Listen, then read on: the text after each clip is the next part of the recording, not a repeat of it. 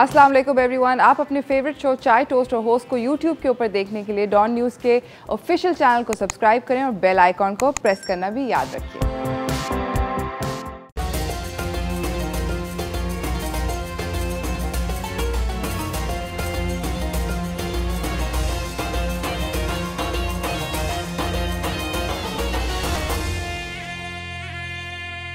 सलाम Pakistan, welcome to चाय toast और होस्ट। आई होप आप लोगों की सुबह जो है वो अच्छी गुजरी और अब हम जब दोपहर की तरफ आ चुके हैं it's really strange for me कि मेरी अब आप लोगों से दोपहर को मुलाकात हो रही है, but I think we'll all get used to it. You will get to sleep in, I will get to sleep in and it will be exciting, but I hope that you guys are having a wonderful day. आपका रोज़ा बहुत अच्छा चल रहा है और ज़िंदगी जो है वो सेट चल रही है। हम लोगों का आज का जो शो है वो काफ़ी इंटरेस्टिंग है। आज हम बात करेंगे पहले अशरे की फजीलत के बारे में और हम लोग आपको मिलवाएंगे बहुत इंटरेस्टिंग मेहमानों से जिन्होंने बड़ी बड़ी ज़बरदस्त चीज़ें करी हुई हैं, एक्साइटिंग किस्म की। I am really excited to meet this gentleman जिनसे अभी थोड़ी देर बाद मैं आपकी मुलाकात करवाऊँगी। ऑल्सो हम लोग के पास आपके लिए सवाल है जिसका अगर आप हमें कॉल करके जवाब देंगे तो I have some exciting little presents for you guys. मुझे वॉकीज़, शूज़ और बैग्स की जानिब से आप लोगों के लिए मेरे पास तोहफे हैं। अगर आप मुझे ये बताएंगे कि मुझे नाम बताइए 3 इम्पॉर्टेंट रमज़ान के अशरों के, कॉल करके फ़ोन करें और मुझे बताएं कि पहले अशरे को क्या कहते हैं, दूसरे को क्या कहते हैं और तीसरा अशरा क्या होता है, इनके क्या नाम है, तो then I will give you a lovely prize. इसी के साथ साथ हमेशा की तरह मेरे पास भी कुछ टॉप स्टोरीज़ होती हैं जो मैं आपसे शेयर करना चाहती हूँ। तो चलते हैं आज की टॉप स्टोरीज़ की जानिब।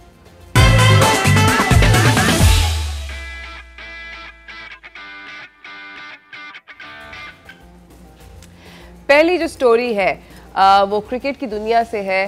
पाकिस्तान और ऑस्ट्रेलिया के मैचेस हो रहे हैं। पहली ओडीआई सीरीज़ 20 साल में पाकिस्तान ने ऑस्ट्रेलिया के अगेंस्ट जीती है। This in itself is a great victory, but then also during the series of this matches Babar Azam ने एक बहुत ही ज़बरदस्त किस्म का वर्ल्ड रिकॉर्ड भी कायम किया, where he is I think the fastest man to score the number of centuries that he has. 16वीं उनकी ओडीआई सेंचुरी जो थी उसका रिकॉर्ड कायम हुआ and he became the fastest guy to do it in the world. मेरे पास एक छोटा सा पैकेज है जो मैं आप लोगों को दिखाना चाहती हूँ, तो चलते हैं उसकी जानिब। और ये था बेसिकली पाकिस्तान और ऑस्ट्रेलिया का ODI match. Australia basically test series जीता, फिर पाकिस्तान ने ये वनडे जीत लिया और अब ट्यूसडे यानी कि कल लाहौर के अंदर T20 खेला जाएगा इन दोनों ममालिक के दरमियान। लेट्स सी कि कौन जीतता है and I M Fairlie excited about this kind of games. इसी के साथ एक और एक्साइटिंग खबर है मेरे पास जो कि स्टूडेंट्स के लिए है। सो पंजाब बोर्ड ने बेसिकली बच्चों के ग्रेड्स को इम्प्रूव करने की पॉलिसी जो है उसको रिवाइज़ किया है। बच्चे जो हैं वो अब 4 दफ़ा अपने मार्क्स को सही करने के लिए रीअपियर कर सकते हैं। ये बेसिकली ग्रेड 11 से इंटर वाले बच्चों के लिए है, मेट्रिकुलेट जो करते हैं और इंटर करते हैं, कि वो एक ही उसके ऊपर अगर एक सब्जेक्ट के अंदर उनके मार्क्स जो हैं वो D या E की जानिब हैं तो उनको C तक लेकर आ सकते हैं बाय रीअपियरिंग 4 टाइम्स। 9th ग्रेड से लेके 12th ग्रेड तक के स्टूडेंट्स इससे बेनिफिट कर सकते हैं बेसिकली। मगर ये आपको करना पड़ेगा अगर आपने इसका फ़ायदा लेना है तो विद इन 3 ईयर्स, यानी कि अगर आपने पहले एग्ज़ाम में आप अपीयर करें 3 साल के अंदर अंदर आपको बार बार अगर चौथी दफ़ा 4 दफ़ा अपीयर करना है और आपने बेसिकली इसके इस टाइम के अंदर कोई और हायर क्वालिफ़िकेशन नहीं सीख कर सकते, यानी कि HSSC हायर स्कूल स्टैंडर्ड जिसको कहते हैं, हायर स्कूल सेकेंडरी स्टैंडर्ड जो होता है वो वाला सर्टिफिकेट नहीं आप ले सकते। मगर अगर आप दोबारा करना चाहते हैं आप कर सकते हैं और ये आप तब तक एलिजिबल हैं अगर आपका C ग्रेड आ गया। अगर आपका C ग्रेड आ गया which is equivalent of 50% plus, that's it. ये भी कि आप इसके अंदर 2 साल का गैप भी ले सकते हैं और रिज़ल्ट शीट और सर्टिफिकेट जो बोर्ड देगा हाउएवर उसके अंदर लिखा होगा कि आपने कितनी नंबर ऑफ ट्राइज के अंदर ये ग्रेड अचीव किया, which is fine, it's okay I think. और ये जो है ये अगले ये अप्रैल 15 से स्टार्ट हो चुका है। बाय द वे इन लोग बच्चों का सिलेबस वगैरह भी निकल गया। इसी के साथ मैं आपको अपनी अगली खबर की जानिब लेकर जाना चाहती हूँ, जो कि रेलवे मिनिस्ट्री की जानिब से है। उन्होंने रिवाइज़ कर दिए हैं टाइमिंग्स रिजर्वेशन ऑफिस के रमज़ान के अंदर, और ये इफ़ेक्टिव रहेंगे 19 रमज़ान तक। आई अंडरस्टैंड कि बहुत सारे लोगों को ट्रैवल करना होता है ईद के करीब, so they are going to make changes again. अभी फ़िलहाल सारे मुल्क में रिजर्वेशन और टिकटिंग ऑफिस जो हैं वो 8 बजे से 6 बजे तक खुले रहेंगे 19 रमज़ान तक। जुम्मे के दिन हाउएवर 12:30 से 2 बजे तक बीच में ब्रेक होगा जुम्मे का। और फैसिलिटेट करने के लिए इन लोगों ने ये भी कहा है कि ऑफ़िस को ये 2 शिफ्ट्स में खोलेंगे, मॉर्निंग और इवनिंग की। स्टाफ जो है वो अवेलेबल होगा 19 रमज़ान के बाद। However they have still not said कि हम लोग एग्जैक्टली क्या करेंगे।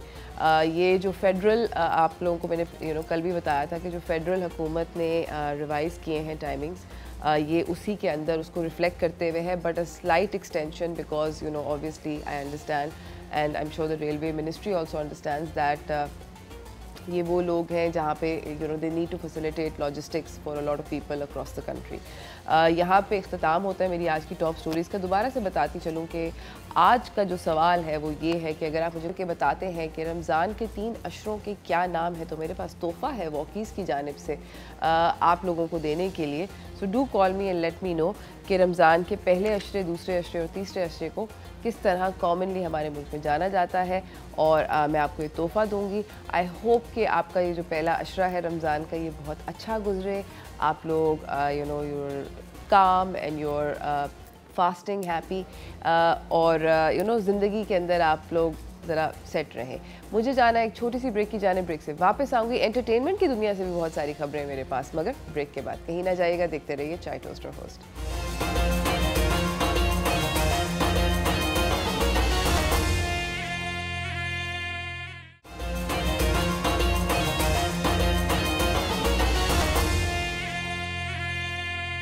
Welcome back from the break everyone.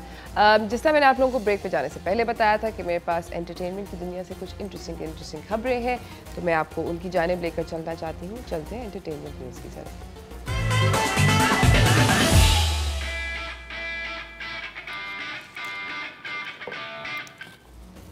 मुझे पाकिस्तान के अंदर एक एक्टर जो है वो बहुत ज़्यादा पसंद है। I feel like she is so talented and I really deeply admire हर।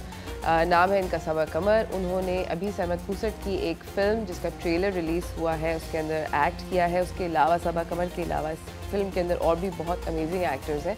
सानिया सईद, निम्रा बुच्चा, उमैर राना, अदील अफजल, इमरान शाहिद और हमज़ा ख्वाजा जो कि एक न्यू एंट्रेंट हैं।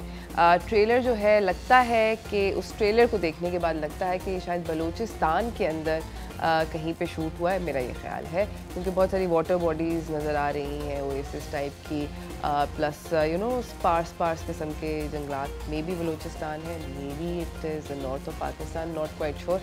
आप लोग भी ट्रेलर देखें ताकि हम लोग डिसाइड करें कि कहाँ पर फिल्म जो है।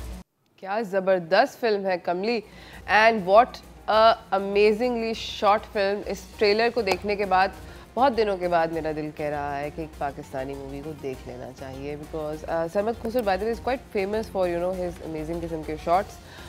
ये भी बताना चाहती हूँ कि निम्रा बुच्चा is also another really amazing actor who again I deeply admire. By the way, Nimra Buchcha is the same actor जिन्होंने एक appearance करी है मिस मार्वल सीरीज़ के अंदर, जो कि डिज्नी की है। इसी के साथ this one is really exciting. अगर आप एक इनडिटर्मिनेट एज 30+ के हैं तो एक ऐसी फिल्म है जो कि आइकॉनिक रही है and across the board globally iconic रही है, और वो है टॉप गन। टॉप गन इस साल मई 25 को लॉन्च हो रही है और रिलीज़ हो रही है, और इसका ट्रेलर फाइनली निकल आया है। Tom Cruise by the way Cannes film festival के अंदर इस फिल्म को स्क्रीन कर रहे हैं पहली दफ़ा, एंड नॉट जस्ट इस फिल्म की स्क्रीनिंग होगी, बल्कि सुनने में ये आया है कि टॉम क्रूज़ की जो बॉडी ऑफ वर्क है ओवर हिज लाइफ टाइम, उसके बारे में भी बातचीत होगी। उसमें से भी बहुत सारी फिल्म्स को स्क्रीन किया जाएगा। He is one of the fittest actors that in the world right now, जो कि इतने सारे अपने स्टंट्स भी खुद करते हैं। इस फिल्म के अंदर भी बाय द वे उन्होंने बहुत सारे अपने स्टंट्स खुद किए हैं। You know it's really exciting to see. और उसके अंदर उनकी काफ़ी अक्सर यू नो मिशन इम्पॉसिबल में ही ब्रोक हिज फोर्ट, उनकी बहुत सारी ऐसी फिल्म्स हैं where he does his own stunts and you know he gets injured in stuff, but that does not deter him. I am really excited. ये trailer मैं आप लोगों के साथ share.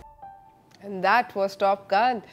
Maverick is making a comeback and इसके अंदर I think आप लोगों ने देखा ही होगा कि basically Maverick के जो Goose you know इस कैरेक्टर के जो यू नो साइड किक होते हैं गूस, उनके बेटे का है, because Goose dies in the original Top Gun, so his son apparently is now you know going to be flying with Maverick. I am really excited because Top Gun एक ऐसी फिल्म है जो कि आइकॉनिक रही है and a lot of people really enjoyed it across the world and I think उस तरह की दोबारा एविएशन फिल्म बन नहीं सकी।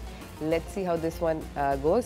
इसी के साथ मैं आपको अपनी अगली खबर की जानिब लेकर जाना चाहती हूँ। अली ज़फ़र ने अपनी नई एल्बम हुसन से एक सॉन्ग रिलीज़ किया है, नाम है इस गाने का मौला। इन्होंने इसको कंपोज खुद किया है और लिरिक्स जो हैं ये हैं कामिल हैदराबादी के। काफ़ी एक यू नो इमोशनल किस्म का इन्होंने इसको लाइफ जर्नी के यू नो थ्रू लिखा है।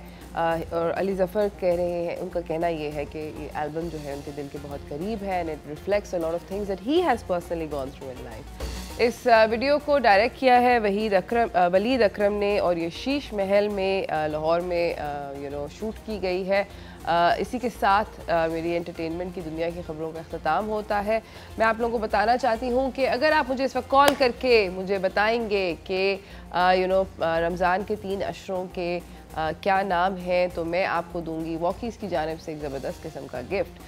हमेशा की तरह मुझे एक छोटी सी ब्रेक पे जाना है, ब्रेक से वापस आएंगे अलबत्ता तो मैं आपको एक बहुत इंटरेस्टिंग मेहमान से मिलवाना चाहती हूँ जिससे very frankly I am really excited to meet him because I think he is super talented and absolutely amazing. मगर ये सब कुछ होगा ब्रेक के बाद, तो इसलिए थोड़ा सा सब्र, थोड़ा सा पेशेंस, चलते हैं ब्रेक की जानिब।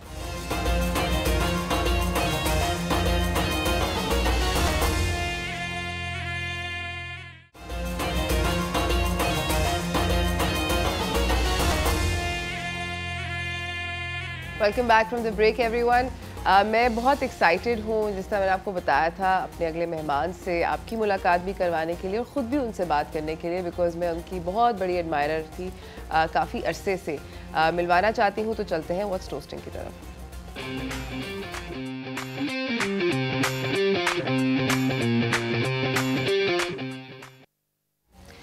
जूम कॉल के ज़रिए, वीडियो कॉल के ज़रिए हमारे साथ मौजूद है राशिद राना। इनके बारे में अगर आप नहीं जानते तो आई एम श्योर आप इनके काम के बारे में ज़रूर जानते होंगे, बिकॉज़ ना सिर्फ ये एक यू नो जब भी हम बात करते हैं पाकिस्तान की रिप्रेजेंटेशन की इंटरनेशनल स्टेज के ऊपर, तो his name is you know absolutely at the top. Rashid जो हैं ये एक आर्टिस्ट भी हैं, क्यूरेटर भी हैं, एजुकेटर भी हैं, मगर most importantly I am sure आजकल आप, मेरे ख्याल में किसी भी पाकिस्तानी ने, ऐसा कोई भी नहीं है जिसने नहीं सुना पाकिस्तान का पवेलियन एक्सपो पर जो था, मैंने खुद पर्सनली जाकर देखा भी and it was absolutely gorgeous. उसका जो एक्सटीरियर है वो राशिद ने डिज़ाइन किया और बनाया and it one the best pavilion exterior design at the expo 2020। Silver medal मिला इंटीरियर डिज़ाइन के लिए। और मैं आप लोगों को ये भी बताती चलूँ कि राशिद के जो you know bodies of work है वो कहाँ कहाँ है मौजूद, कितनी इन्होंने हमारे मुल्क को कहाँ कहाँ रिप्रेजेंट किया है। ब्रिटिश म्यूज़ियम लंदन के अंदर, Met museum in New York, Fukuoka museum of art in Japan, Saatchi collection in London and many more. Private collections के अंदर हैं भी बहुत सारे प्राइवेट और पब्लिक कलेक्शंस के अंदर इनका काम जो है वो मौजूद है। ये भी आपको बताना चाहती हूँ कि रिसेंटली इनको सितारे इम्तियाज़ का अवार्ड मिला था प्रेसिडेंट ऑफ पाकिस्तान से, और इनको गेम चेंजर एशिया अवार्ड जो है ये इस वक्त साउथ ईस्ट एशिया के one of the most you know prominent artist हैं और यू नो हमारे कल्चर को रिप्रेजेंट कर रहे हैं। अस्सलाम वालेकुम राशिद, कैसे हैं आप? जी अस्सलाम वालेकुम Arooj, how are you? I am very well, thank you and super excited to meet you. मुझे बताएं कि यू नो आपने पाकिस्तान पवेलियन को ट्रांसफॉर्म किया at the Dubai Expo. Let's first talk about that. और जब अवार्ड मिला तो कैसा लगा? डिज़ाइन का आइडिया कहाँ से आया? Was it something you been thinking about, toying with in your mind? I mean it was fabulous. मैं भी ये सब लोगों को बताई थी कि मैंने जाके देखा और मैंने और भी पवेलियंस देखे थे एक्सपो पे, but ours was just something else. जी, आई वुड से कि इसमें बहुत सारी लोगों की काविशें शामिल हैं, और बड़ा हमारे लिए ये एक बायस खुशी है कि it worked out, because stage बहुत बड़ा था, पूरी दुनिया का स्टेज था और 192 कंट्रीज थे। और जैसा कि आपको मालूम है, हम सब जानते हैं कि हमारे मुल्क का जो तासुर है वो अनफेयरली वो नहीं है जो हम हैं असल में। और चंद सेलेक्टिव चीज़ें जो हमारी 9/11 के बाद वो पिक करके इंटरनेशनल मीडिया सिर्फ वही हाईलाइट हो पाती हैं। तो ये एक बहुत बड़ी अपॉर्चुनिटी थी हमारे लिए कि हम इस इनिशिएटिव के ज़रिए, इस प्रोजेक्ट के ज़रिए परसेप्शन चेंज कर सके पाकिस्तान की। तो आई एम वेरी हैप्पी कि मुझे ये मौका मिला, क्योंकि पास्ट में जो म्यूज़ियम एग्जीबिशंस हैं वो एक अपनी उनकी एक सेटिस्फेक्शन, अगर आपको रिकग्निशन मिले और आप अपने लिए और मुल्क के लिए और अपने रीजन के लिए रिप्रेजेंट करें मुख्तलिफ मौके पे। लेकिन ये अपनी नौयत का अलग ही एक अपॉर्चुनिटी थी मेरे लिए एज एन आर्टिस्ट कि आप मुल्क की परसेप्शन चेंज करने में इस तरह के पब्लिक फोरम पे कोई किरदार अदा कर सके। तो आई एम वेरी हैप्पी कि I could play that part. And मुझे ये बताएं कि ये जो आइडिया था, ये सारे के सारे पैनल्स जो थे, एंड इसका टाइटल ये था कि unity of all that appears, ये इतने सारे जो पैनल्स थे, 24,000 थे आई बिलीव, ये सारे के सारे दिखने में तकरीबन एक जैसे थे, मगर हर एक पैनल जो था वो यूनिक था। ये आइडिया क्या आपके दिमाग में बहुत टाइम से चल रहा था, और was it something that you know it came to when you heard about this project? जी, कुछ चैलेंजेस थे कि आपने किस तरह आर्किटेक्चर को आर्ट में ट्रांसफॉर्म करना है। तो उसके लिए मैंने सहारा लिया एक आजमूदा चीज़ का, जो मैंने अपनी प्रैक्टिस में ऑलरेडी अपने काम में माजी में कर चुका था, जिसके अंदर आधी रिफ्लेक्टिव सरफेस और आधा प्रिंटेड इमेज, उनके मिलने से मल्टीप्लिसिटी ऑफ व्यूज़ निकलते हैं। तो एक तो वो था कि ऐसी बिल्डिंग को ट्रांसफॉर्म कर देना था एक दिलकश आर्ट में, जो कि अट्रैक्ट कर सके क्राउड को, but something that is breathing, something that is reflecting the views themselves, interactive, बिल्कुल इंटरैक्टिव है। और उसके व्यूज जो है ना, मल्टीप्लिसिटी ऑफ व्यूज हो, मुख्तलिफ एंगल। सो ये बिल्कुल था, लेकिन काम डेवलप करने में इस तरह से इवॉल्व हुआ कि जो हर यूनिट था, it had to be a different in size, geometry and colour. अगर आप पास से जाके देखेंगे तो आपको कोई फ़र्क रंग में नज़र नहीं आएगा बज़ाहिर, लेकिन उसका बिल्कुल माइन्यूट सा फ़र्क है जो कि नेकेड आई से नज़र नहीं आता, साइज़ का भी, ज्योमेट्री का भी। जब आप पीछे हट के देखते हैं तो फिर आपको रंग के सारे रंग नज़र आते हैं, रंग की उनकी रेनबो नज़र आती है। सो बिल्कुल आपने सही फरमाया। इसका जो टाइटल मैंने रखा इस काम का, वो है unity of all that appears. उसको उर्दू में हम कह सकते हैं वहदतुल शुहूद। ये हम कुदरत से और नेचर से ये सीखते हैं कि किस तरह से कुदरत ने इतनी अनवाع अक़साम की चीज़ें बनाई हैं, लिविंग और नॉन लिविंग, लेकिन जिस रब्त में वो सामने आपस में इकट्ठी होती हैं वो खूबसूरत बन जाती हैं, वो यूनिफाइड बन जाती हैं। हम एक यूनिटी का हिस्सा हैं, एक बड़ी यूनिटी का हिस्सा हैं। और आजकल तो ख़ासतौर पे हमारे जो अभी जो सूरत हाल है मुल्क की, उसके अंदर तो ये बहुत और भी एप्ट है ये मैसेज कि हमें अपनी डाइवर्सिटी को, जो हम इख्तलाफ रखते हैं वो डाइवर्सिटी का नाम है, उसको आप लड़ाई की सबब बनाने की बजाय उसको हम अपनी खूबसूरती समझें कि हम अनवाع अक़साम के ख़यालात, ओपिनियंस और बेशुमार, और जैसे हमारा मुल्क है racially, geographically, climatically, seasonally, most diverse region in the world topography में अपने।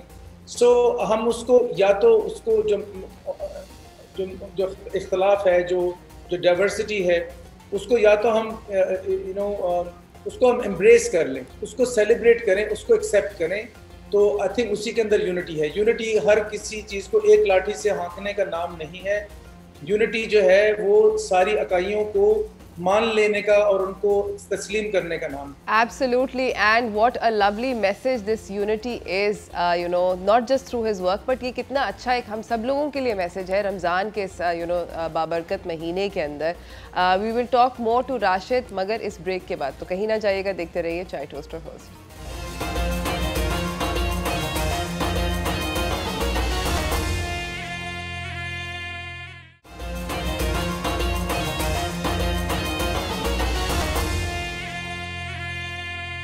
Welcome back from the break everyone. हम लोग इस वक्त बातचीत कर रहे हैं अपनी जनरेशन के one of the most important artist के साथ। राशिद राना हमारे साथ जूम कॉल के ज़रिए मौजूद हैं। बातचीत हो रही है उनके रीसेंट वर्क जो कि उन्होंने एक्सपो पे किया था उसके बारे में, जो उन्होंने पाकिस्तान का पवेलियन पूरे का पूरा डिज़ाइन किया था at the expo and it one the best pavilion exterior design award at the expo. Rashid, मुझे ये बताएं कि इस प्रोजेक्ट की इतनी बड़ी सक्सेस के बाद इसकी क्या इम्प्लिकेशंस हैं? डू यू सी दैट जो आप अचीव करना चाह रहे थे अपने काम के ज़रिए, क्या आपको लगता है वो पूरा हुआ? Did people across the world stage get what you were trying to push across? जी, आई थिंक मैंने जो गोल सेट किए वो तो बिल्कुल we were able to meet those. पहली तो कोशिश ये थी कि ये ऐसा डिज़ाइन हो और ऐसा जो पूरा आइडिया था आर्किटेक्चर को आर्ट में ट्रांसफॉर्म करने का कि वो अट्रैक्ट करे क्राउड को, and that is what exactly happen. Secondly and most importantly ये कि हमारे मुल्क का तासुर चेंज हो, कि हम सिर्फ कोई माजी में रहते हुए कुछ स्नेक चार्मर्स नहीं हैं। हमारे पास नए आइडियाज़ हैं, हम कटिंग एज चीज़ें कर सकते हैं किसी भी फील्ड में। तो आर्ट के हवाले से हमने वो इसमें मौका मिला साबित करने का हमें। दूसरा जो है उसके अंदर, जैसे मैं आपसे पहले बात कर रहा था, इस काम का टाइटल है यूनिटी फॉर दैट अपीयर्स, और जिस तरह से इसके अंदर मुख्तलिफ यूनिट्स एक ख़ास रब्त में इकट्ठे होते हैं, एक हारमोनियस वे में, उससे एक यूनिटी की शक्ल बनती है despite the disparity and the differences of the various constituent elements. तो शायद इसमें से इस वक्त तो बहुत ही ज़्यादा ज़रूरी है कि मुल्क में जो हालात हैं ये मैसेज शायद पहुंच सके अवाम नास तक किसी हद तक, कि हमारा इसमें जिस चीज़ में हम कामयाब रहे वो इसलिए रहे कामयाब दो वजूहत से। जो इसकी जो आइडिया था वो ये था कि यूनिटी डाइवर्सिटी में यूनिटी है। तो हम एक दूसरे को अगर बर्दाश्त का मादा आ जाए कि आपने जो इख्तलाफ है उसको अपनी हमने स्ट्रेंथ समझना है, कि हमारे पास अनोख किस्म के आइडियाज़ और स्कूल ऑफ थाट्स बसते हैं, और उसको एक रब्त की तरीके से हारमोनियस वे में इकट्ठे होना है। अगर हम बयानबाजी में बहुत आगे निकल गए, that is not good for the country. और मेरे ख्याल में अवाम को इस वक्त ये समझना चाहिए कि ऐसी जो बातें, देखिए सियासत में ही होता है कि बहुत ज़्यादा रेटोरिक जो है बयानबाजी में, बरसग़ीर में तो ख़ास तौर पर इंडिया और पाकिस्तान में ऐसे ही होता है कि आपको आपके जज्बात को थोड़ा सा भार दिया जाता है। तो ऐसी चीज़ों पे सोचने की आपको जो ज़रूरत है कि क्या चीज़ें आपको असर कर रही हैं आपकी अकल पे, और क्या चीज़ें आपके जज्बात को उभार रही हैं। हमें अगर आप एक पार्टी की फेवर में हैं तो दूसरी पार्टी के लोगों से जो उनको वोट कर रहे हैं, जो उसके लीडर्स हैं, नफरत नहीं करनी। Absolutely I agree. आप जैसे आर्टिस्ट और आप जैसे लोग that is not going to be good for the country. Absolutely, and I feel like it is actually artists like Rashid and many others जो कि इन्फ्लुएंस करते हैं और सोचने के ऊपर हमें मजबूर करते हैं कि हमें क्या करना चाहिए। I was really delighted to talking to you Rashid. बहुत बहुत शुक्रिया आपका आने का और हमसे बातचीत करने का। नाज़रीन, हमें जाना एक छोटी सी ब्रेक की जाने, ब्रेक से वापस आएंगे, आपको अपने अगले मेहमान से मिलाएंगे, थोड़ी सी और बातचीत करेंगे, मगर ब्रेक के बाद कहीं ना जाइएगा, देखते रहिए चाय टॉक।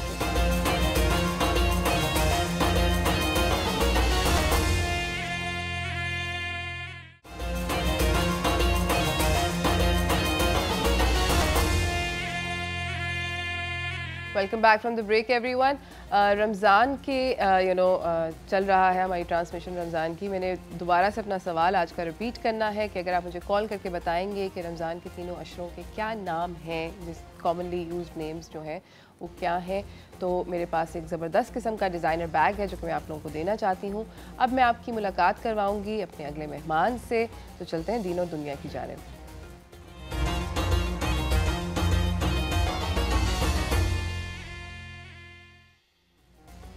हमारे साथ मौजूद हैं professor Mufti Mohsinuzzaman, Islamic scholar हैं। अस्सलाम वालेकुम। कैसे हैं आप? अल्हम्दुलिल्लाह। सर, मुझे ये बताइए कि रमज़ान के पहले अशरे की क्या फजीलत है? बिस्मिल्लाहिर्रहमानिर्रहीम। क़ाल अल्लाहु तआला फ़िल क़ुरआनिल मजीद इन्ना रहमतुल्लाहि क़रीबुम मिनल मुहसिनीन। आमन्तु बिल्लाहि सदक़ल्लाहुल अज़ीम। अल्लाहुम्मा सल्लि अला सय्यिदिना मौलाना मुहम्मद व आलिहि वसल्लम। सिस्टर, आपने जो बात कही कि रमज़ान का जो पहला अशरा है उस पर क्या फ़जीलत है, क्या मकाम है, सबसे पहले हम अशरा जानते हैं। अशरा किसे कहते किसे? अशरा से मुराद ये कि जो 10 दिन होते हैं उन्हें अशरा कहा जाता है, अशर से निकला है। और रमज़ान के जो 30 दिन होते हैं इनमें 10-10 दिन इनको कैटेगरीज कर लिया गया है। तो पहला जो आप तबका समझ लीजिए या पहले जो 10 दिन हैं उन्हें अशरा रहमत कहते हैं। अब अशरा रहमत से क्या मुराद है? इससे मुराद ये है कि अल्लाह ताला अपनी रहमत जो है वो बरसा रहा होता है। जिस तरह बारिश की पहले बूंदें टपकती हैं फिर बारिश चमचम बरसना शुरू हो जाती है, इसी तरीके से जब रमज़ान के अलावा जो 11 महीने हैं अल्लाह वैसे भी बहुत रहमतें फरमाता है, लेकिन इस महीने में जैसे बारिश हर आम व ख़ास पर पड़ती है इसी तरीके से रहमत भी हर आम व ख़ास पर हो रही होती है। ये नहीं देखा जा रहा था कि ये इतना प्यारा है या वो कितना गुनाहगार है, बल्कि सब पर अल्लाह रहमतें बरसा रहा होता है। और फिर मकाम क्या मिलता है? मिसाल के तौर पर अगर आप एक नमाज़ पढ़ती हैं तो नमाज जो आपने अगर नफिल पढ़ी तो नफिल का सवाब मिलेगा ना आम तौर पर आम दिनों में, लेकिन आप रमज़ान में अगर नमाज़ पढ़ती हैं आपने नफिल पढ़ी, अल्लाह ने रहमत क्या बरसाई कि नफिल का सवाब सुन्नतों के बराबर कर दिया। अगर आपने सुन्नतें पढ़ी तो अल्लाह ने और क्या रहमत बरसाई कि सुन्नतों का सवाब फ़र्ज़ों के बराबर कर दिया। अगर आपने फ़र्ज़ पढ़े तो फ़र्ज़ों का सवाब अल्लाह ने 1 नहीं 10 नहीं 20 नहीं 70 फ़र्ज़ों का सवाब बंदे को दे दिया। यानी अल्लाह ताला इस महीने रहमतों के ज़रिए बंदों के नेकी के जो आमाल होते हैं ना, जो अकाउंट होता है उस अकाउंट में खुद ब खुद बैलेंस बढ़ता चला जाता है। एक होता है ना हम मेहनत करते हैं फिर अकाउंट में पैसे आते हैं, लेकिन ये वो अकाउंट है कि जब आप थोड़ी मेहनत करेंगे लेकिन अकाउंट में बहुत सारा सवाब आ जाएगा। तो ये है अशरा रहमत। ज़बरदस्त। मुझे ये बताइए कि मैं देख रही थी, आप नोटिस कर रही थी, आप भी तस्बीह पढ़ रहे थे और जब से आप स्टूडियो में आए हैं आप क्या पढ़ रहे हैं और हमें क्या पढ़ना चाहिए? अच्छा, बहुत अच्छा सवाल है। देखिए सबसे पहली बात, ये जो रमज़ान का महीना है ना इसकी बड़ी शान वही रहमत वाली बात आ गई ना। आम तौर पर सोना इबादत नहीं होता, आम तौर पर बातें करना इबादत नहीं होता, लेकिन रमज़ान के अंदर अल्लाह रहमत ये फरमाता है आप और हम दीन की बात कर रहे हैं ना या हम दुनिया की भी बात कर रहे हैं, लेकिन रोज़े में अल्लाह ताला इस वक्त को इबादत में शुमार कर रहा है। इस वक्त को अल्लाह ताला अपने उन बंदों को, यानी कि मैं अगर सो रहा हूँ रोज़े में तभी इबादत, मैं अगर जाग रहा हूँ तो भी इबादत, मैं गुफ्तगू कर रहा हूँ तो भी इबादत। अब रहा कि ये जो महीना है ना, हुजूर ने फरमाया कि इस महीने में क्या करो, ज़्यादा से ज़्यादा अल्लाह का ज़िक्र किया करो, क्योंकि अल्लाह के रसूल सल्लल्लाहु अलैहि वसल्लम जब रमज़ान आता तो कुरान का दौर करते। तो मैं भी ज़ाहिर सी बात है इस्तग़फ़ार पढ़ रहा था, अस्तग़फ़िरुल्लाह तआला रब्बी मिन कुल्लि ज़ंबि व अतूबु इलैह, अगर ये पढ़ लें तो ख़ास तौर पर इस्तग़फ़ार। जब आप रब से नादिम होते हैं ना, मिसाल में रहमत कहते हैं इसी को है कि जब बच्चा कोई गलतियाँ करके बहुत आता है तो माँ इतनी प्यार करती है बच्चे से, वो प्यार से एक आंसू बहाता है ना तो माँ का दिल पिघल जाता है। तमाम जितने भी सज़ाएं माफ़ हो जाती हैं। रब माँ सोच 70 गुना ज़्यादा प्यार करता है। वो क्या कहता है, तुम इतना आंसू बहाओ, कितना, जितना मक्खी का सर होता है। कितना? मक्खी का सर। मक्खी का sir, I think you know about this. मक्खी का सर कितना होगा? छोटा सा होगा ना। मक्खी का सर जितना होता है ना, अल्लाह के रसूल इतना तुम आंसू बहा लो अल्लाह के खौफ से, अल्लाह तुम्हारे पिछले तमाम गुनाह माफ़ फरमा देता है। बंदा रब से मांगे तो सही, अत्ताइबु मिन ज़ंबि कमन ला ज़ंब लहू। अल्लाह के रसूल ने फरमाया तुम ताइब तो हो, तुम रब के पास तो आओ, रब से मांगो तो सही। जब तुमने तौबा की ना, तुम्हारे पिछले अकाउंट में जितने भी बैलेंस ख़राब था ना, अल्लाह सही करके ज़बरदस्त कर देगा। ज़बरदस्त। मुझे ये बताइए कि रमज़ान के अंदर इस पहले अशरे के अंदर स्पेशली इसके बारे में जब बात कर रहे हैं तो क्या हमें कौन कौन से ऐसे एक्ट्स करने चाहिए, क्या क्या चीज़ें हमसे होनी चाहिए, चाहे वो चैरिटी है, चाहे वो सदकात है, चाहे वो ज़िक्र है, क्या ऐसा होना चाहिए जो कि जिससे हम अपने गुनाह भी माफ़ करवाएं, क्या नहीं किया करें? अच्छा, सबसे फर्स्ट ऑफ ऑल जो आपने बात करी चैरिटी, अगर आप इसको इस नज़रिए से देखें, हुजूर कुरान में अल्लाह फरमाया, जो मैंने आपके सामने सबसे पहले वर्ष जो आयत बयान की फरमाया, अल्लाह फरमाया इन्ना रहमतुल्लाहि करीबुम मिनल मुहसिनीन। रहमत मैंने आपको डेफिनेशन बता दी। रहमत क्या है? नेमतों में इजाफे का नाम। ठीक है, डेफिनेशन आपके सामने होगी। तो अल्लाह फरमा रहा है रहमत उनके करीब है जो एहसान करने वाले। करीबुम मिनल मुहसिनीन। एहसान क्या? किसी बंदे की ज़रूरत है आपके हेल्प की, अगर आप उसको मदद कर देते हैं तो यही तो एहसान है। अगर किसी बंदे को आपकी ज़रूरत है, किसी आपके लफ्ज़ों से, आपकी गुफ्तगू से, ज़रूरी नहीं कि आप उसे माल दें या कुछ भी दें। तो ये जो अशर रहमत है ना, रहमत इस तरीके से है कि अगर आप अफ्तारी कर रहे हैं, आपके पास इतना है कि आप एक खजूरी खिला सकते हैं, तो आप वो खजूरी अपने मुसलमान भाई को बांट दें। हुज़ूर फरमाते हैं तुमने ये काम किया कि खजूर मुसलमान भाई को दे दी तो मिलेगा क्या? जो उसने रोज़ा रखा, पूरे दिन जो इबादत की, पूरे दिन जो नमाज़ पढ़ी, ये अमाल उसके लिए हैं, लेकिन उसका अकाउंट तो भर रहा है, वो तमाम नेकियों का अकाउंट तुम्हारे अकाउंट में भी आ रहा है। यानी आपने सिर्फ एक खजूरी खिलाया है क्योंकि आपके पास यही था, अल्लाह ताला ने तमाम उसका सवाब जो उसके अमाल में था अल्लाह ने आपको अता फरमा दिया। तो इस महीने में ख़ास तौर पे इस अशर रहमत में अगर रब की रहमत पानी है तो क्या करें? सबसे बेहतरीन तरीका है कि आप लोगों के साथ जितना भी सिला रहमी कर सकते हैं। सिला रहमी से क्या मुराद है? जो आपके पास है ना वो आप बांटना शुरू कर दो, क्योंकि बांटने से कभी कम नहीं होता, अल्लाह और बढ़ा देता है। यकीन माने हुजूर ने फरमाया तुम अगर 1 रुपये या 1 आना, जो आज के दौर में 10 रुपये आप समझ लीजिए कि 1 रुपये अल्लाह की राह में देते हो ना, तो दुनिया में ही अल्लाह तुम्हें बदल क्या देगा, उसका 10 गुना बढ़ा कर देगा और 70 आखिरत में देगा। ये आम दिनों की बात है, ये तो रहमतों वाला महीना है, ये तो बरकतों वाला अशरा है। तो आप इसमें तो बेबहार आप बढ़ाते जाएं, अल्लाह इजाफा करता जाएगा और अल्लाह तो कादिर है ना। फिर इसकी मिसाल इस तरीके से सिस्टर कि जब हम रहमत की बात करते हैं ना, अल्लाह इतना करीम है कि अपने बंदे से इतना प्यार करता है। अल्लाह अकबर। मैं मिसाल देता हूँ आपको कि एक शख्स ने 99 कत्ल किए थे बनी इसराइल के अंदर। जब 99 कत्ल कर लिए तो सोचा अब तो मेरे गुनाह इतने हैं, अब क्या ख़ताएँ माफ़ी होंगी, अल्लाह तो माफ़ी नहीं फरमाएगा। तो वो किसी आलिम के पास गया, उन्होंने कहा नहीं अब तो कोई माफ़ी नहीं। तो उससे जब 99 की माफ़ी नहीं तो एक और सही, उसने उनका भी कत्ल कर दिया, 100 कत्ल हो गए। फिर ख्याल आया कि शायद अब अल्लाह ताला रहमत फरमा दे, मुझे माफ़ कर देगा। फिर एक और आलिम के पास गए, उन्होंने कहा तुम एक काम करो, ऐसे शख्स के पास, ऐसे लोगों के पास बैठो जो अल्लाह के नेक बंदे हैं, वहाँ जाके तौबा करो। ये हदीस बयान कर रहा हूँ मैं आपको। हदीस पाक में आता है वो बंदा निकला ही था, रास्ते में उसकी मौत आ गई। जब मौत आई तो जन्नत के फरिश्ते भी उतर रहे हैं, दोज़ख के फरिश्ते भी उतर रहे हैं। जन्नत के फरिश्ते कह रहे हैं कि भाई हम इसे लेके जाएंगे क्योंकि ये गुनाहगार था। दोज़ख के जो फरिश्ते वो कह रहे हैं कि हम इसे दोज़ख में लेके जाएंगे, ये गुनाहगार था। और जन्नत के फरिश्ते कह रहे हैं नहीं, ये नेकी के इरादे से निकला था, तौबा के इरादे से निकला था, इसलिए जन्नत में जाएगा। इतने में अल्लाह ताला एक और फरिश्ता भेजता है और फरमाते हैं जाओ उनसे कहो ज़मीन को नापें, जिधर ये जा रहा है अगर उधर करीब है तो वो ले जाएं और उनसे दूर है तो ये ले जाएं। इधर ज़मीन को हुक्म दिया कि तुम सिमट जाओ, किधर से? जो कि गुनाहों से मुलव्वस मामला है। तो मालूम है अल्लाह तो ज़मीन को क्यों हुक्म दे रहा है कि मेरा बंदा जन्नती हो जाए, मेरा बंदा मेरा कुर्ब आ जाए।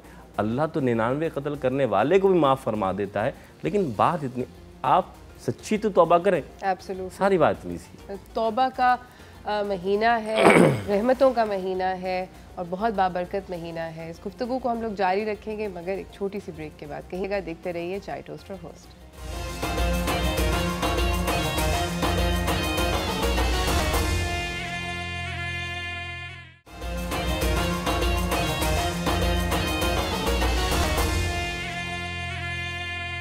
Welcome back from the break everyone. हमारे साथ यहाँ पे मौजूद हैं professor Mufti Mohsinuzzaman, Islamic scholar हैं। बातचीत हो रही है रमज़ान के पहले अशरे की फजीलत के बारे में। मुझे अभी आपने हम लोगों को एक वाक़या सुनाया, कोई और ऐसा कोई अहम वाक़या है जो कि इस अशरे की फजीलत को बयान करता है? देखिए, वाक़यात तो बहुत हैं। सारी बात ये कि सबसे पहली बात ये कि हर रात अल्लाह ताला की रहमत जो है ना, रहमत पहले आसमान पर आती है, हदीस में जाता है। क्योंकि मैं आपको हदीस सुनाऊंगा, वाक़या से मुराद ये अल्लाह के रसूल सल्लल्लाहु अलैहि वसल्लम फरमाते हैं कि हर रात पहले आसमान पर आकर अल्लाह की रहमत पुकारती, कोई है जो चाहे रिस्क में इजाफ़ा करना, मैं इजाफ़ा कर दूँ। हम दर दर जा रहे होते हैं, लोगों से मांग रहे होते हैं, उस रब के पास भी तो आओ। अब ये जो रहमतों का अशरा है ना, ये अल्लाह से मांगने का अशरा है। आप मांग कर तो देखें, बिलीव, अगर आपका बिलीव स्ट्रांग है तो अल्लाह ताला तो काफिर को भी दे रहा है, अल्लाह ताला मुसलमान को भी दे रहा है। अल्लाह ने कोई इम्तियाज़ ऐसे नहीं रखा कि उसको नहीं दूंगा, इसको दूंगा, सबको दे रहा है। लेकिन आप अपने रब से कितना प्यार करते हैं, आप अपने रब से कैसा मांगते हैं, असल बात ये। और रहा रहमतों की बात, तो अल्लाह ने तो हर चीज़ को हमारे लिए रहमत बना दिया। आप अगर बेटी को देखें तो बेटी कितनी बड़ी रहमत है और अल्लाह की वो नेमत है कि हुजूर ने फरमाया जिसकी 3 बेटियाँ हों, लोग आज के नाउज़ुबिल्लाह बेटियों को क्या समझते हैं, मेरे नबी फरमाते हैं जिसकी 3 बेटियाँ हो ना और उनकी वो अच्छी परवरिश कर ले और अच्छी जगह निकाह कर दे, तो हुज़ूर फरमाते हैं अल्लाह ताला जन्नत का ज़ामिन से बना देता है। हुज़ूर ने फरमाया कि अगर एक साहबी उठे, या रसूल अल्लाह मेरी तो एक ही बेटी, मेरा क्या होगा?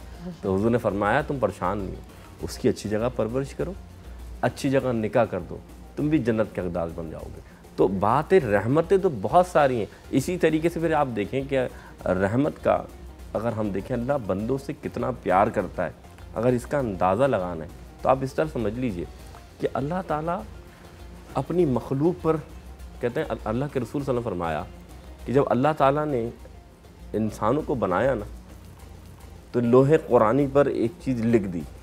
वो क्या थी कि अल्लाह की रहमत गज़ब पर भारी है, यानी कभी भी इंसान मायूस ना हो। क्यों? क्योंकि ला तक़नतु मिन रहमतिल्लाह, कि अल्लाह कुरान में फरमा रहा है तुम अल्लाह की रहमत से कभी मायूस ना हो। आज जो हमारे नौजवानों में जो कहते हैं कि जो शिकार हो गया फ्रस्ट्रेशन का, क्यों? क्योंकि अपनी ज़िंदगी को उन्होंने मकसद ही नहीं समझा कि अल्लाह ने कितना बड़ा आपको अशरफुल मखलूक़ात बनाकर, अशरफ कहते हैं यानी कि सबसे ज़्यादा अजीम आपको बनाया, और आपने अपनी पहचान, अपनी खुदी को नहीं समझा। इसलिए तो अल्लामा इक़बाल ने फरमाया खुदी को कर बरन इतना क्या तकदीर से पहले खुदा खुद बंदे से पूछे पता तेरी रज़ा क्या। इससे मुराद क्या थी? मुराद ये कि आप अपने अंदर को पहचानें कि अल्लाह ने कितनी रहमतें दी हैं। मिसाल देता हूँ सिस्टर, अगर आपकी ज़ुबान के जो सेल्स हैं ये ख़त्म हो जाएं तो कौन बता सकता है कि मैंने चीनी खाया है या आम खाया? आम भी मीठा होता है, चीनी भी मीठी होती है। ये ज़ुबान के सेल्स बताते हैं कि ये कितना मीठा है। क्या ये रब की रहमत नहीं है? जिसकी आंखें नहीं उससे पूछें कि अंधा होना क्या होता है, जिसकी टांग नहीं उससे पूछें, ये तमाम रहमतें। लेकिन हम क्या देखते हैं, इसके पास 2 गाड़ियाँ, मेरे पास एक भी नहीं। जो तुम्हारे पास है उस पर तो शुक्र बजा लाओ। लाइन शकर तुम ला ज़िदन्नकुम, कुरान कहता है कि तुम जितना अल्लाह का शुक्र करोगे ना, अल्लाह मज़ीद बढ़ा देगा। हम क्या सोचते हैं कि उसके पास नहीं, मेरे पास नहीं, मेरे पास क्यों नहीं? नहीं, जो है इस पर तो फ़ख्र करो। किसी के पास सब कुछ होता है, माँ बाप नहीं होते हैं। उससे पूछो माँ बाप क्या होता है? माँ बाप इतनी बड़ी रहमत है, मैं आपको क्या बताऊँ, इनसे बड़ी तो रहमत और नेमत ही कोई नहीं। हुज़ूर अकरम सल्लल्लाहु अलैहि वसल्लम फरमाया कि किसी के पास हज उम्रे के पैसे ना हो ना, वो एक काम करें। कैसे रहमत है? एक तरफ बाप को बिठाए, एक तरफ माँ को बिठाए, प्यार से बाप को देखे, प्यार से माँ को देखे, अल्लाह 100 मकबूल हज और उम्रे का सवाब दे देता है। ये मर्तबा है माँ बाप का। तो रहमतें तो इतनी सारी हैं ना। और अगर आप वाक़यात की बात करती हैं तो मैं आपको एक वाक़या सुनाता हूँ। हज़रत मूसा अलैहिस्सलाम, यानी कि बनी इसराइल का ये वाक़या जो मैं आपके सामने रख रहा हूँ। बनी इसराइल में एक शख्स था जो बड़ा गुनाहगार था। दिन रात उसके शब रोज़ नशे में और गंदे अमाल में गुजरते। जब मर गया ना, तो बनी इसराइल को, ये हदीस बयान कर रहा हूँ जो मैं आपके सामने हूँ, बनी इसराइल के लोगों ने उठाया और कूड़ेदान में डाल दिया। इतना, क्योंकि उसकी नौसत, उसके गुनाहों से इतने बदजन हो गए थे, ये कैसा शख्स है, तो इसे दफनाया भी नहीं, कूड़ेदान में डाल दिया। अल्लाह ने वही भेजी मूसा अलैहिस्सलाम को, मूसा मेरा प्यारा फ़लाँ जगह पर है, जाओ इज़्ज़त कराम के साथ उसकी तदफीन करो। मूसा अलैहिस्सलाम अपने उम्मतियों के पास गए, उम्मतियों से पूछा कि फ़लाँ फ़लाँ बंदा अल्लाह का प्यारा कहाँ है? उम्मती कह रहे हैं या रसूलल्लाह वो तो बड़ा गुनाहगार था, आप कैसे कह रहे हैं वो नेक है? पर अल्लाह का हुक्म है। उसे उठाया, गुस्ल दिया, जैसा हुक्म था तदवीन ताज़ीम के साथ की। कलीमुल्लाह थे हज़रत मूसा, अल्लाह से कलाम करते थे। अल्लाह के पास गए, अल्लाह आपने फरमाया कि वो आपका प्यारा है, मेरी उम्मती कहते हैं वो गुनाहगार है, वो ख़ताकार है, वो आपका प्यारा कैसे हो गया? अल्लाह ने क्या फरमाया? और कि रब कितना करीम है अपने बंदों के लिए। रब ने फरमाया मूसा बेशक वो बड़ा गुनाहगार था, बड़ा ख़ताकार था, लेकिन उसका एक अमल जो मुझे बहुत प्यारा लगा वो ये था कि मूसा एक रात वो आ रहा था अपने नशे में, अपने गुनाहों से मुलव्विस लिबादे में, तो रास्ते में नाले में उसे कुत्ते के बच्चे की रोने की आवाज़ आई। वो उस नाले में उसने झाँका तो वो बच्चा डूब रहा था गंदे पानी में। उसने अपने कपड़ों को नहीं देखा जो कीमती थे, उसने अपने जिस्म को नहीं देखा कि गंदगी लग जाएगी। वो कूद गया और उस बच्चे को बाहिफाजत उठाकर महफूज जगह पर रख दिया। मूसा वो बताओ, कुत्ता भी मेरी मखलूक, बंदा भी मेरी मखलूक, ये मखलूक होकर मखलूक की खिदमत करे, उस पर एहसान करे, तो क्या मैं खालिक हो उस पर अगर उस पर रहम नहीं फरमाऊँगा? वाह, मुझे ये बताइए कि अगर कोई किसी भी वजह से, बीमारी की वजह से या कोई भी किसी वजह से अगर रमज़ान का रोज़ा नहीं रख सकता, तो क्या कफ़ारा देना चाहिए, क्या फ़िदिया देना चाहिए, क्या उसका इस्तीफ़ा है? देखिए सिस्टर, बात पता है क्या बहन, आपने जो सवाल किया ना, इसकी कैटेगरीज है जी। बीमारी हो, सफ़र हो, अल्लाह कभी अपने बंदे पे नाउज़ुबिल्लाह जुल्म तो करता ही नहीं। चंद चीज़ों में अल्लाह ने रोज़ों को क्या फरमाया हुआ है कि आप बाद में उसकी कज़ा कर लें। मिसाल के तौर पर वो सफ़र में तो वो कज़ा कर सकता है, बीमार है तो कज़ा कर सकता है, यानी बाद में पढ़ सकता है। लेकिन जान कर रोज़ा तोड़ देना या जान कर ना रखना तो फिर कफ़ारा। कफ़ारा क्या है? 60 मिस्कीनों को खिलाना, खाना खिलाना। सही। 2 वक्त का 60 मिस्कीनों को खाना खिलाना एक रोज़े का कफ़ारा है। सही। क्या? एक रोज़े का कफ़ारा। और अगर ये नहीं कर सकते तो 60 लगातार रोज़े रखना। 60 जो है आपने रोज़े रखने लगातार, एक रोज़ा भी छूटा दोबारा फिर आपने काउंटिंग करनी, रोज़ा नहीं छोड़ना। और फ़िदिया किसे कहते हैं आप ये समझ लीजिए।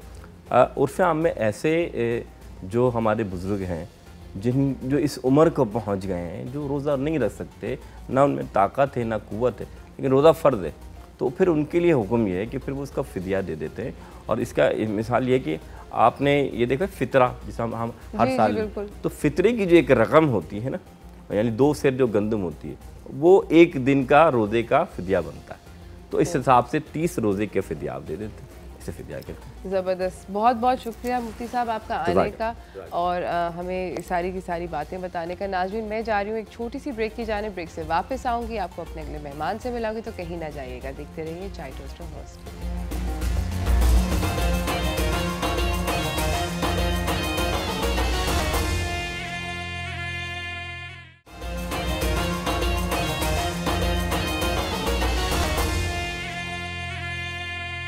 Welcome back from the break everyone. हमारे साथ हमारे अगले मेहमान सेट पे मौजूद हैं। बातचीत होगी अब कि अपने आप को रमज़ान के अंदर फिट कैसे रख सकते हैं। तो चलते हैं अपने अगले सेगमेंट जान है तो जहान है की तरफ।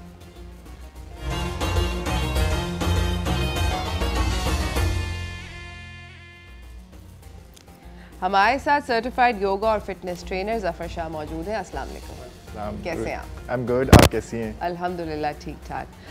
ज़फ़र, मुझे ये बताइए कि रमज़ान के अंदर योगा क्या कर सकते हैं, और अगर कर सकते हैं तो किस टाइम पर आप रेकमेंड करते हैं, और किस लाइक डिफ़िकल्टी की नौयत का? रमज़ान के अंदर डेफिनेटली कर सकते हैं, फास्टिंग के दौरान भी कर सकते हैं। इनफैक्ट मेरी भी क्लासेस होती हैं रमज़ान की, और ये है कि what I recommend is that कि बिफ़ोर इफ्तार थोड़ा सा जो टाइम होता है हमारे पास आधा घंटा पहले, that is the best time, क्योंकि आपका पेट खाली होता है। You don't need to do बहुत ज़्यादा हार्श योगा करने की या बहुत ज़्यादा सख्त इंटेंस योगा करने की ज़रूरत नहीं है। बट सिंपल से योगा, स्ट्रेचिंग हुआ, मैं आपको बता दूंगा किस तरह से करना है, क्या करना है। But the best timing is that before the इफ्तार से बिल्कुल फ़ौरन पहले, फ़ौरन, नॉट लाइक 30 मिनट्स, 1 घंटा पहले आप। सही, यानी कि 6 बजे तकरीबन। हाँ, 6 बजे तक, गिव और टेक। अच्छा, मुझे ये बताएं कि क्या कौन कौन से योगा पोजेज होते हैं जो कि लोगों को मुश्किल ना लगे, स्पेशली रोज़े की हालत के अंदर, वो कौन से हैं? There so many postures. हम स्टार्ट करते हैं अभी इसके हिसाब से, तो विल जस्ट सिट डाउन, और आप इस तरह से, it's up to you if you are comfortable sitting like this, you can sit like this. बहुत से लोग इस तरह से नहीं बैठ सकते, तो आप आलती पालती करके भी बैठ सकते हैं, just like this. So just make sure your spine is really straight here. So I am very much comfortable in sitting like this. So when you're sitting like this, try to bring your left hand towards your left side. Bring this elbow down, and just let's have a good stretch here in the warm up. Bring this right hand over your head. Just breathe. You need to count only 10 seconds here. 10 counts kar le isko. And just relax. Let's change the side now. These are very easy, both आसान exercises, and you can do it at your home when you are fasting as well. अपने side change कर दिया. Try to bring your elbow down here. Left hand over your head. So make sure you avoid this. This is not right. Your hand should be very straight. ये पूरा हिस्सा, that's the wall of tension here. Stretch करने के लिए. The second exercise which I recommend is that it's called spine straight twist कहते हैं इसको ना. Try to bring your right hand on that left knee. Bring this left hand back, twist, and turn around. So what is happening here? That spine should be very straight. Make sure you're not leaning. आप lean नहीं कर रहे हो, पीछे हाथ नहीं जाएगा आपका. The spine should be very straight. And twist and turn around. Count for 10 seconds. That's more than enough. Breathe. And let's change the side now. Bring this left hand towards that right knee. Right hand को अपने पीछे करना है. Let's have a good stretch. Breathe. You can count for 10 more breaths. 5, 3, 2, and come back center. ये होती है थोड़ी सी warm up हम करते हैं स्ट्रेचिंग. और ये कितनी दफा करनी चाहिए रिपीट? लाइक वार्म अप तो is just only one time. This was just round warm up. इसके बाद हम चलेंगे. इसके बाद ये will start with the child pose. As you already know what is child pose. Child pose के लिए you need to bring those knees wide just like this. Try to bring your toes together. So however it's just like कि आपने hip को नीचे रखा है. Let's deep inhale. On an exhale bring your hands forward, and that's called child pose. So we always start our session with the child pose. So in the child pose, make sure shoulders are relaxed, everything is totally relaxed. So सारी चीज़ें आपके relax हों, head down and relax. So आपने count करना है child pose में within 10 to 15 counts होते हैं इसमें. And then we'll just convert this child pose into tabletop. अच्छा, this is called tabletop. In the tabletop position, make sure that hand is underneath your shoulder. हाथ आपके shoulder के नीचे होना चाहिए. Make sure that hand is parallel to your knee. Make sure that knee is underneath that hip. So ये adjustment होती हैं इसकी tabletop की. So रमज़ान में fasting के दौरान it's really good for the metabolism. We do cat and cow conversion. What is cat and cow? बिल्ली और जो cow. Okay. Cat and cow के लिए this is cow position. This is really good for the digestion. It's really good for the metabolism. Okay, this is cow. Your back should be very straight here. Hip बाहर की तरफ होगा. Open up your chest and you're looking forward in that cow. We inhale in cow. Now exhale cat. This is cat.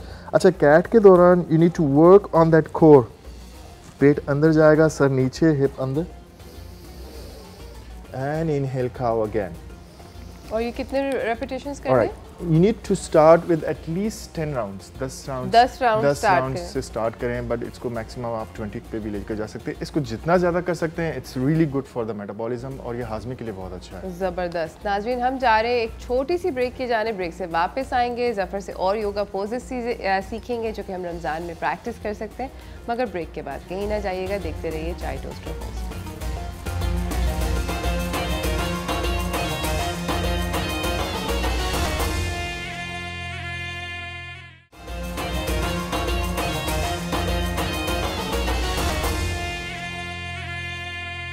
Welcome back from the break everyone. हमारे साथ यहाँ पे ज़फ़र शाह मौजूद है. हमें रमज़ान के अंदर योगा करना सिखा रहे हैं. साथ साथ ये भी बताना चाहती हूँ कि अगर आप मुझे कॉल करके बताते हैं कि रमज़ान के 3 अशरों के क्या नाम हैं, तो मेरे पास एक डिज़ाइनर बैग है आप लोगों को देने के लिए, ज़बरदस्त किस्म का. जी ज़फ़र, हमें बताइए कि रमज़ान में हम योगा कर सकते हैं और आपका कहना ये है कि 6 बजे मतलब राइट बिफोर इफ्तार से पहले करें. और अभी आपने वार्म अप भी दिखाया और डाइजेशन टाइप का भी योगा दिखाया. और क्या क्या हम कर सकते हैं? अच्छा, विल डू विन्यासा फ्लो. इसको कहते हैं विन्यासा फ्लो. विन्यासा फ्लो बहुत आसान है हमारी योगा में. तो starting from the table top, वैसे मैंने आपको बताया था, नीज अप, एक्सेल करके push back down dog. So this is called down dog. अच्छा, we just paddle. You can paddle those knees, can walk that dog staying still just like this. अच्छा, इसमें दो डाउन डॉग जो है वो hamstring की exercise नहीं है. This is an hamstring. Okay, it's a spine exercise. But शुरू में ऐसे भी just work on that dog, push back, थोड़ा सा नीचे लाके. This is called down dog. From the down dog, deep inhale, bring that chest forward, plank. ये विन्यासा एक पूरी कंप्लीट एक्सरसाइज है इन दिस योगा. एक्सेल करके आपने नीचे जाना है, both hands towards your rib cage. Inhale, up facing dog. On your toes, knees up, exhale, push back, down dog. This is 1 round of the vinyasa. सही. इसको आप at least जितना मैक्सिमम कर सकते हो, 2 rounds, 3 rounds, it's up to you. Again, let me repeat that. Hands to your rib cage. Inhale, up facing dog. Again, on your toes, knees up, exhale, push back, down dog. After the vinyasa, we'll do the warriors. Warriors के लिए you need to lift that right leg up straight. Bring this right leg forward. आगे. So we are doing a high lunge here. High lunge के लिए you need to raise your hands up straight. Let's deep inhale and on exhale bring those hands down to your heart. Okay, हमारे साथ Mrs Kamran भी है लाहौर से. अस्सलाम वालेकुम. Okay, lock the feet. Hello, अस्सलाम वालेकुम। कैसी है मिसेस कामरान? मैं अल्हम्दुलिल्लाह बिल्कुल ठीक ठाक। सबसे पहले तो आपको, आपकी पूरी टीम को और तमाम देखने वालों को रमज़ान की बहुत बहुत मुबारकबाद। और हमेशा से डॉन न्यूज़ ने अपना एक जो इनकी रिवायत है, उनका म्यार है, उसको कायम रखा है। बहुत बेहतरीन ट्रांसमिशन लेकर आए। अल्लाह पाक आप लोगों को बहुत बहुत कामयाबियां दे, आमीन। थैंक यू, बहुत बहुत शुक्रिया। हमारे आज के सवाल का जवाब देने का चाहेंगी आप? जी जी बिल्कुल। सबसे पहला अशरा तो है रहमत का, दूसरा मगफिरत और तीसरा निजात। बहुत बहुत शुक्रिया, आपका जवाब बिल्कुल सही है। कंग्रेचुलेशंस, आपको वॉकीज़ की जानिब से डिज़ाइनर हैंडबैग मुबारक हो। Thank you so much for calling Mrs Kamran. Ji Zafar. Okay, so in that we'll do warriors today. So warriors के लिए your right knee should be 90 degree. इसको 90 degree bend करना है. Knee should be very straight. थोड़े से points हैं, you need to focus on that. Chest को सामने लेकर आना है and raise your hands up straight. And you're looking up. Hold for 5 breaths here. 5, 4, 3, 2, and exhale. So make sure your inhale, exhale दोनों सही तरह से कर रहे हैं. Bring both your hands down towards your heart. Twist towards your left side here. Both hands straight into that warrior 2. So this is called warrior 2. Warrior 2 के लिए what is happening normally, chest आपका आगे जाता है. You need to bring your chest back here. So when you bring your chest back, left hand नीचे जाता है. So these are the points you need to focus here. This is called warrior 2. और ये बहुत मुझे इस वक्त easy लग रहा है। आई फील लाइक कि आसान है। और अगर आप ये वीडियोस बाय द वे हम लोग अपलोड करते हैं अपने फेसबुक के ऊपर ज़फ़र की, इसके अलावा भी ड्यूरिंग रेगुलर डेज भी ज़फ़र आते रहते हैं, वीडियोस अपलोड करते हैं। I'm sure people can follow you easily, है ना? और जहाँ तक कर सकते हैं वहाँ तक करें, और अगर नहीं हो रहा है तो just go to child pose, आप रेस्ट करो, नीज नीचे करके and then go forward. ज़बरदस्त। Thank you so much Zafar आपका आने का और हमें बताने का। We need to have you come again to do some more poses that are Ramzan and roza friendly in the sense. बहुत बहुत शुक्रिया मिसेस कामरान आपका कॉल करने का। This is a bag, lovely one. मैंने बाय द वे इसको अंदर पीक करके देखा। It's a really nice bag from Walkies जो कि आपने जीता है। Thank you so much for calling us. कल भी मेरे पास बहुत सारे मज़ेदार किस्म के प्रेजेंट्स होंगे। एक ज़बरदस्त किस्म का शो होगा, तो कल ज़रूर ट्यून इन कीजिएगा। 1 बजे से 3 बजे हमारा टाइम चेंज हो गया है। पहले हम सुबह मिलते थे, मगर अब हम दोपहर मिल रहे हैं। पर ड्यू ट्यून इन आपको हम आपसे भी गप मारेंगे। हमारे पास मज़ेदार किस्म के मेहमान आएंगे, बातचीत करेंगे कि रमज़ान को हम किस तरह अपना बेहतर कर सकते हैं। मगर ये सब कुछ होगा कल। इसी के साथ मुझे मेरी टीम को इजाज़त दीजिए। अपनी इफ्तारी एंजॉय कीजिएगा, हमारी डॉन की रमज़ान ट्रांसमिशन देखते रहिएगा, क्योंकि और 1 घंटे के बाद दिल be some cooking and then the rest of the Ramzan transmission. So please enjoy it, stay with us. कल तक के लिए मुझे इजाज़त दीजिए। अल्लाह हाफ़िज़।